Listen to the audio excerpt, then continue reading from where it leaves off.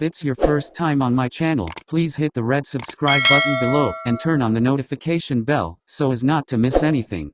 Thank you. Former Vice President Mike Pence, who was by Donald Trump's side constantly promoting and defending him when he was president, and who was subjected to Trump's support of rioters and insurrectionists calling to hang Mike Pence, is being highly criticized and mocked for again rushing to defend Trump in the wake of the FBI's raid at Mar-a-Lago.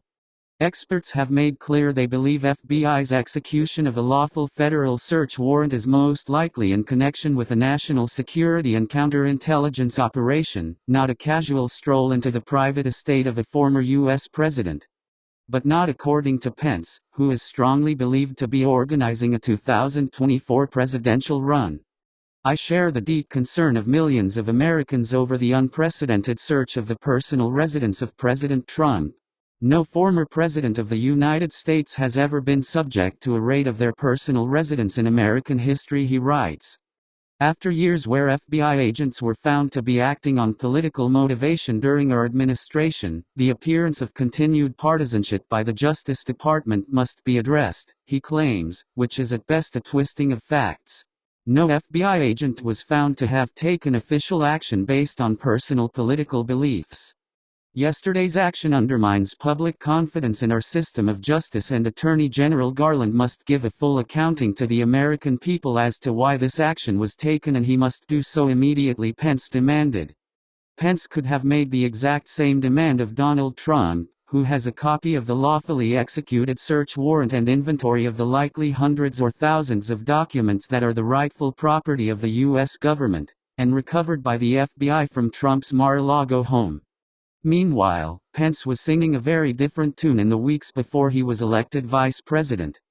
We call on the FBI to immediately release all emails pertinent to their investigation, he tweeted about Democratic presidential nominee Hillary Clinton on October 28, 2016. Americans have the right to know before Election Day. Trump and I commend the FBI for reopening an investigation into Clinton's personal email server because no one is above the law, Pence added just hours later. Responses to Pence's remarks on Tuesday were strong. "Mike, he was going to sacrifice you," tweeted Daily Kos staff writer Gabe Ortiz. "No president has ever attempted to have an armed mob assassinate his vice president either," wrote journalist Marcy Wheeler. "Trump sent a violent mob to murder you so he could end the republic," tweeted economist David Rothschild. "Trump took boxes of classified documents from White House and is known to destroy documents. Trump won in 2016 because FBI intervened on his behalf over concern about Clinton's document retention and security," he continued. "Not investigating and prosecuting former president who flaunts breaking law, including leading coup against U.S., undermines rule of law for all of U.S. You don't know what the FBI's warrant said or what evidence was presented to the judge who authorized it," tweeted U.S. Rep. Don Bayer, DVA. "Your suggestion that Trump should be beyond accountability to the law, like your silence when Trump called for imprisonment of his opponents as president, harms our country."